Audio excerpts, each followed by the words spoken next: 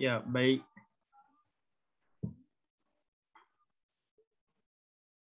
Ya, Bismillahirrahmanirrahim. Assalamualaikum warahmatullahi wabarakatuh.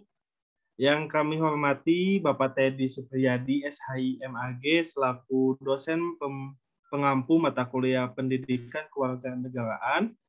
Kami di sini kelompok 5 akan menjelaskan mengenai demokrasi dan rule of law dengan anggota kelompok Adan Dani Dihaja, Aji Ali Juanda, Amalia Rahma, Amelia Damayanti, Deintan Fitria, Muhammad Agung, dan Rahadian Imadudin.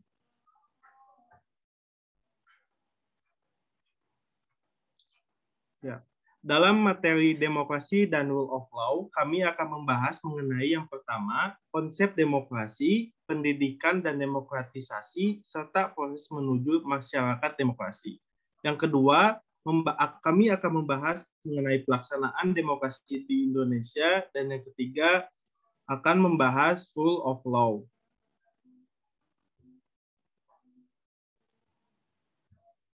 Pembahasan pertama yaitu demokrasi, pendidikan demokrasi dan demokratisasi, serta proses menuju masyarakat madani.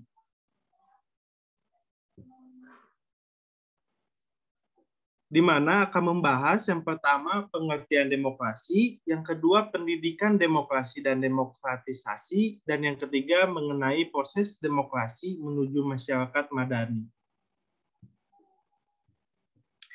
Yang pertama, pengertian demokrasi.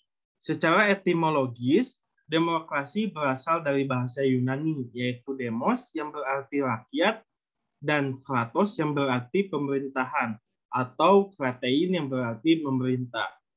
Sedangkan menurut bahasa, demokrasi merupakan pemerintahan yang dijalankan oleh rakyat, baik secara langsung ataupun tidak langsung, yaitu melalui perwakilan rakyat, melalui pemilihan umum secara luber dan jurdil. Lalu, demokrasi ini terbagi menjadi dua tipe, yaitu demokrasi konstitusional dan demokrasi rakyat. Untuk selanjutnya akan dipaparkan oleh Aji. Baik, terima kasih. Selanjutnya mengenai pendidikan demokrasi dan demokratisasi. Nah, jadi pendidikan demokrasi merupakan upaya yang dilakukan oleh negara dan masyarakat secara sistematis.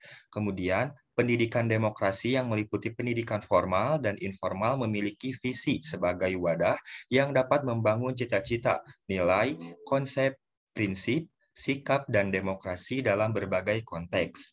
Selanjutnya, demokratisasi yang merupakan proses mengimplementasikan demokrasi sebagai sistem politik dalam kehidupan berbangsa dan bernegara.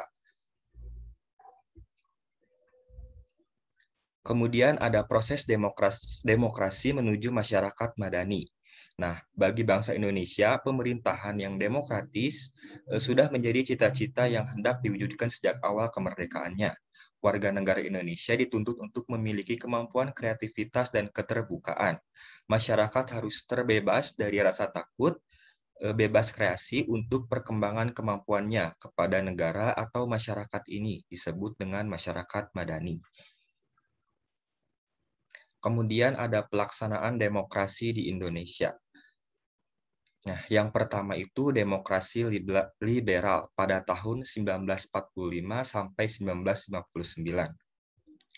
Nah, jadi setelah proklamasi kemerdekaan Republik Indonesia pada tanggal 17 Agustus 1945, ada sejumlah peristiwa penting yang dilakukan oleh PPKI pada tanggal 18 Agustus 1945, yaitu disahkannya Undang-Undang Dasar sebagai Undang-Undang Negara Republik Indonesia, disahkannya Pancasila sebagai dasar negara, ditetapkan Soekarno-Hatta sebagai presiden dan wakil, ditetapkannya KNIP sebagai Badan Pembantu Presiden dan kemudian dianggap sebagai MPR dan DPR. Kemudian pada tanggal 3 November 1945 keluar maklumat yang memperbolehkan membentuk multipartai. Nah, kemudian pemerintah secara politis harus menerima berlakunya Konstitusi RIS 1949 sebagai hasil KMB di Den Haag, Belanda. Nah, sejak berlakunya UUDS 1950, pada tanggal 17 Agustus 1950, sistem demokrasi liberal selama sekitar 9 tahun tidak menunjukkan hasil yang diharapkan rakyat. Nah, kemudian ada demokrasi terpimpin pada tahun 1959 sampai 1965 atau masa Orde Lama. Nah, diawali dengan keluarnya Dekret Presiden 5 Juli 1959 yang berisi usul pembubaran konstituante, berlaku kembali UUD 1945, dan pembentukan MPRS dan DPAS dalam waktu sesingkat-singkatnya. Kekuasaan didominasi oleh Presiden. Kemudian banyak terjadi penyelewengan terhadap Pancasila dan Undang-Undang 1945. Nah, jika tidak terjadi mufakat dalam sidang legislatif, maka permasalahan diserahkan pada Presiden sebagai pemimpin besar revolusi. Maka wakil rakyat yang duduk dalam lembaga legislatif tak mempunyai peranan penting. Nah, kemudian pemerintah Orde Lama beserta demokrasi terpimpinnya jatuh setelah pemberontakan G30 SPKI di tahun 1965 diikuti dengan krisis ekonomi yang cukup parah. Selanjutnya dilanjutkan oleh Amalia Rahma.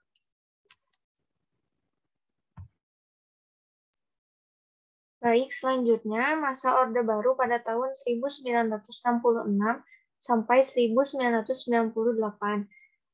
Sejak tahun 1966, Soeharto sebagai pengemban Super Senat atau Surat Perintah 11 Maret memegang kendali kekuasaan dan menyebut pemerintahannya sebagai Orde Baru. Dengan tekad melaksanakan Pancasila dan UUD 1945 secara murni dan konsekuen. Pada awalnya dilakukan penataan kembali kehidupan politik, ekonomi, sosial budaya, dan hankam.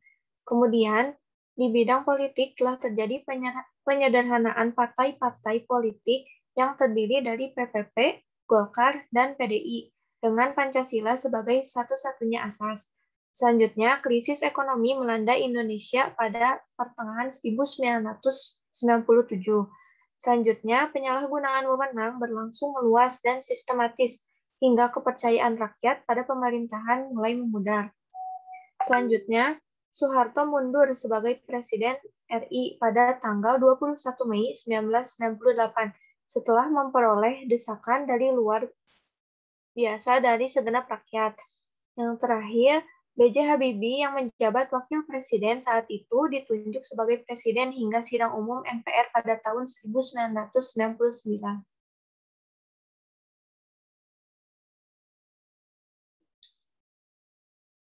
Yang terakhir, era reformasi dari tahun 1998 sampai sekarang.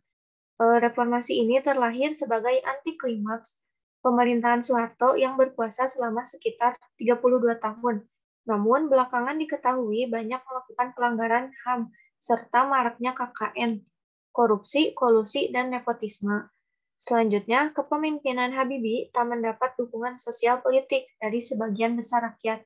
Melalui pemilu berikutnya, Abdurrahman Wahid terpilih sebagai Presiden RI akibat beberapa kebijakannya yang kurang sejalan dengan proses demokratisasi.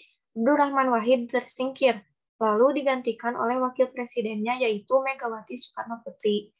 Kemudian pemilu secara langsung oleh rakyat diselenggarakan pada tahun 2004 dan berhasil menobatkan pasangan Susilo Bambang Yudhoyono dan Yusuf Kala sebagai presiden dan wakil presiden. Selanjutnya, ada tujuan demokrasi. Yang pertama, agar pemerintahan bisa tahu bagaimana proses pengambilan keputusan ketika menyelesaikan permasalahan dengan konsep demokrasi. Yang kedua, semua tatanan pemerintahan di Indonesia berjalan sesuai falsafah negara ini. 3, menjamin pemerintah Indonesia bertanggung jawab sepenuhnya kepada tugasnya kepada rakyat. 4. Sistem konstitusional di negara ini bisa dipatuhi dan dilaksanakan sebagaimana mestinya.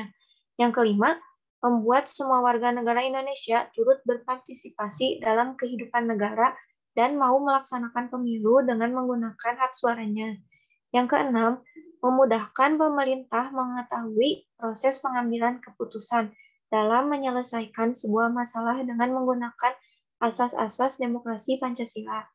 Yang ketujuh, menjamin perundang-undangan di negara ini dipatuhi dan dijalankan seperti seharusnya. Yang terakhir, menjamin semua warga negara Indonesia turut serta dalam kehidupan bernegara dan mau berpartisipasi dalam pemilu dengan menggunakan hak suaranya. Selanjutnya, saya serahkan kepada Amelia Damayanti. Terima kasih kepada Amalia Rahma. Sekarang saya akan menjelaskan mengenai prinsip demokrasi Pancasila. Yang pertama, itu ada hak asasi manusia setiap warga negara dilindungi. Yang kedua, semua pengambilan keputusan harus didasarkan pada musyawarah.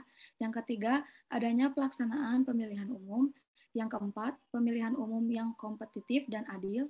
Yang kelima, apa yang menjadi cita-cita nasional dan tujuan negara Indonesia harus didukung dan dilaksanakan. Yang keenam, mendukung serta menjunjung tinggi tujuan dan cita-cita nasional. Yang ketujuh, hadirnya partai politik atau organisasi sosial politik adalah untuk menampung berbagai aspirasi rakyat.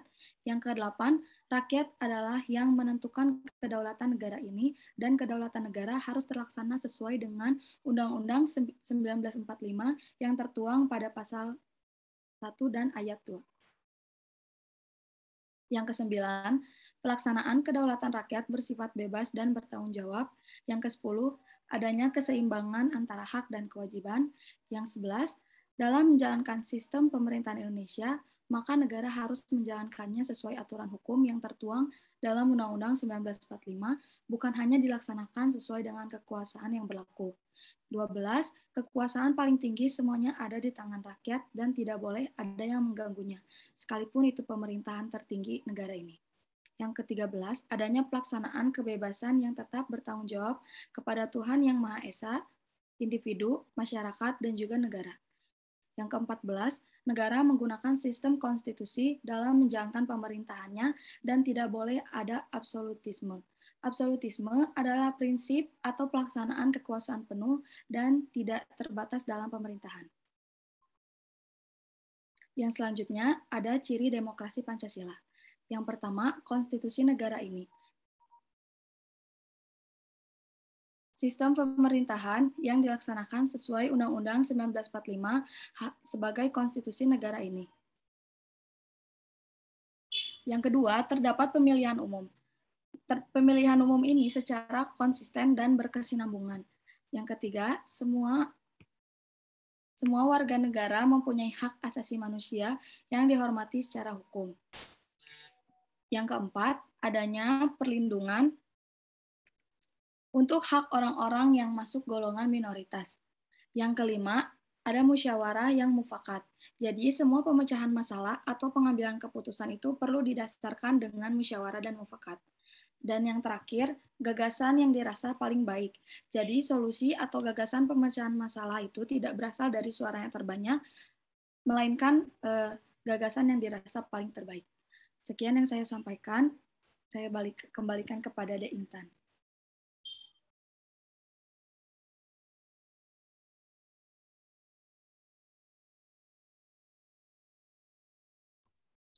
Baik, selanjutnya di sini saya akan melanjutkan pemaparan materi.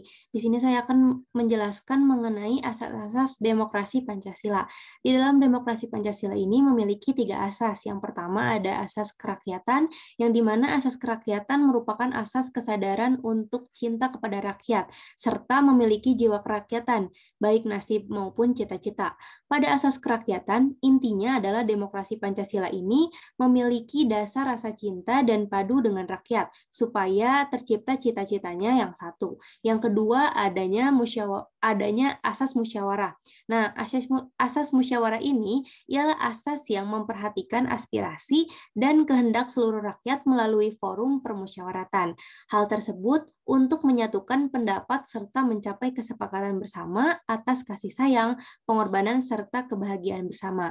Dan yang ketiga atau yang terakhir, asas penjamin HAM. Nah, asas penjamin hak asasi manusia ini atau HAM, demokrasi Pancasila sangat menjunjung tinggi hak asasi manusia atau HAM, karena setiap warga negara itu dijamin semua HAM-nya dan tidak dibeda-bedakan atas status sosialnya. Selanjutnya di sini saya akan menjelaskan mengenai rule of law. Nah, rule of law ini merupakan doktrin hukum yang mulai muncul pada abad ke-19 bersamaan dengan lahirnya negara konstitusi dengan demokrasi yang merupakan reaksi dan koreksi terhadap negara absolut yang berkembang di Eropa. Rule of law merupakan doktrin dengan semangat dan idealisme keadilan yang tinggi, seperti supremasi hukum dan kesamaan setiap orang di depan hukum. Nah, rule of law ini lahir dengan semangat tinggi, bersama-sama dengan demokrasi, parlemen, dan sebagainya. Kemudian rule of law ini mengambil alih dominasi ancien regime yang terdiri dari golongan-golongan gereja, ningrat, prajurit, dan kerajaan. Keadilan harus berlaku untuk setiap orang, bukan untuk golongan tertentu saja. Nah, oleh karena itu lahirlah negara konstitusi, yang dimana negara konstitusi ini melahirkan doktrin rule of law, yang merupakan doktrin dengan semangat dan idealisme keadilan yang tinggi, seperti supremasi hukum dan kesamaan setiap orang di depan hukum. Nah, di negara konstitusi itulah berlaku setiap pemerintahan demokrasi konstitusional. Nah, lebih lanjut tentang demokrasi konstitusional, abad ke-19 sering dianggap sebagai lahirnya demokrasi konstitusional. Sebab itu, muncul para ahli Eropa Barat kontinental seperti Immanuel Kant dan F. Julius Estehal serta Avi Dicey dari Anglo-Saxon yang memberikan pembatasan yuridis yang dikenal dengan istilah Rechtsstaat atau rule of law. Selanjutnya akan dijelaskan oleh Muhammad Agung. Kepada Muhammad Agung dipersilakan. Baik, terima kasih. Selanjutnya ada 4 unsur-unsur Rechtsstaat atau rule of law menurut Kant dan Stahl dalam Budi Harjo tahun 1998. Yang pertama ada hak asasi manusia, kemudian yang kedua ada pemisahan atas pembagian kekuasaan untuk menjamin hak-hak tersebut. Yang ketiga, pemerintahan berdasarkan peraturan-peraturan, dan yang keempat, peradilan administrasi dalam perselisihan. Kemudian selanjutnya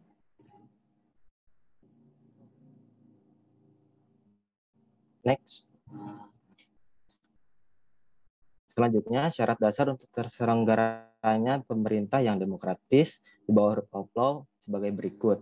Yang pertama ada perlindungan konstitusional. Kemudian yang kedua, badan kehakiman yang bebas dan tidak memihak. Yang ketiga, pemilihan umum yang bebas. Yang keempat, kebebasan untuk menyatakan pendapat. Dan yang kelima, kebebasan untuk berserikat, berorganisasi, dan beroposisi. Serta yang keenam, pendidikan kewarganegaraan. Jadi ciri masyarakat demokratis yang penting adalah tegaknya supremasi hukum atau rule of law, di mana pendidikan kewarganegaraan merupakan sarana strategis untuk pendidikan demokrasi demi tegaknya demokrasi konstitusional.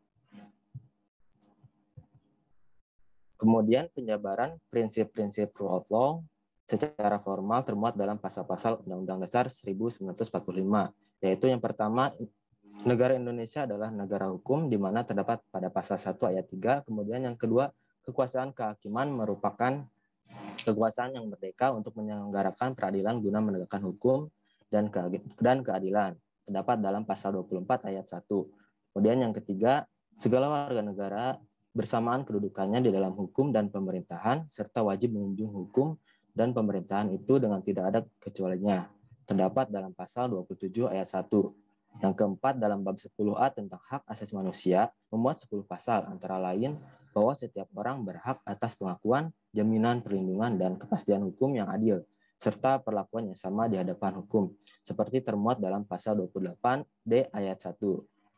Yang kelima, setiap orang berhak untuk bekerja, serta mendapat imbalan dan perlakuan yang adil dan layak dalam hubungan kerja, seperti terdapat dalam pasal 28D ayat 2.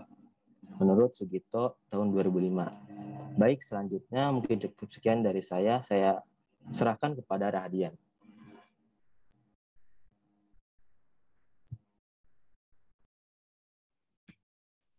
Baik, terima kasih. Selanjutnya, prinsip-prinsip rule of law secara material atau hakiki. Yang pertama, berhubungan erat dengan the enforcement of the rule of law. Selanjutnya, keberhasilan the enforcement of the rule of law itu tergantung pada kepribadian nasional masing-masing bangsa menurut Sunarjati Hartono tahun 1982. Rule of law adalah suatu legalisme liberal menurut Sajipto Raharjo tahun 2003. Rule of law juga mempunyai akar sosial dan juga akar budaya Eropa. Menurut Sajipto Raharjo 2003. Rule of law juga adalah suatu legalisme, aliran pemikiran hukum yang mengandung wawasan sosial gagasan tentang hubungan antar manusia, masyarakat, serta negara. Agar pelaksanaan pengembangan rule of law berjalan efektif sesuai dengan yang diharapkan, maka Suegito tahun 2005 mengupamakan pelaksanaan rule of law di Indonesia seharusnya mempertimbangkan hal-hal sebagai berikut. Yang pertama, keberhasilan the enforcement of the rule of law tergantung kepada sejarah dan corak hukum yang bersangkutan, tergantung kepada kepribadian nasional masing-masing bangsa. Yang kedua, rule of law merupakan institusi sosial yang memiliki struktur sosiologisnya sendiri dan mempunyai akar budaya sendiri pula, yang tumbuh dan berkembang ratusan tahun seiring dengan pertumbuhan masyarakat bangsa-bangsa Eropa, sehingga ia mempunyai akar sosial dan akar budaya Eropa. Yang ketiga, rule of law adalah sesuatu legalisme yang memuat wawasan sosial, gagasan tentang hubungan antar manusia, masyarakat, dan negara yang kemudian tumbuh menjadi legalisme liberal. Kesimpulan, demokrasi merupakan pemerintahan yang dijalankan oleh rakyat, baik secara langsung atau tidak langsung melalui perwakilan rakyat, melalui pemilihan umum secara luber dan jurdil untuk memfasilitasi warga negara agar memahami dan menghayati dan mengamalkan prinsip dan nilai demokrasi, maka diadakan pendidikan demokrasi. Pelaksanaan demokrasi di Indonesia yang pernah berlaku ada demokrasi liberal, demokrasi terpimpin atau Orde Lama, Orde Baru, dan era reformasi. Pada masa Orde Baru dan era reformasi, pelaksanaannya disebut pemerintahan demokrasi Pancasila. Di berbagai negara demokrasi mengandung muatan demokrasi rule of law yang merupakan doktrin dengan semangat dan idealisme keadilan yang tinggi, seperti supremasi hukum dan kesamaan setiap orang di depan hukum. Mohon maaf bila ada salah kata. Terima kasih. Wassalamualaikum warahmatullahi wabarakatuh.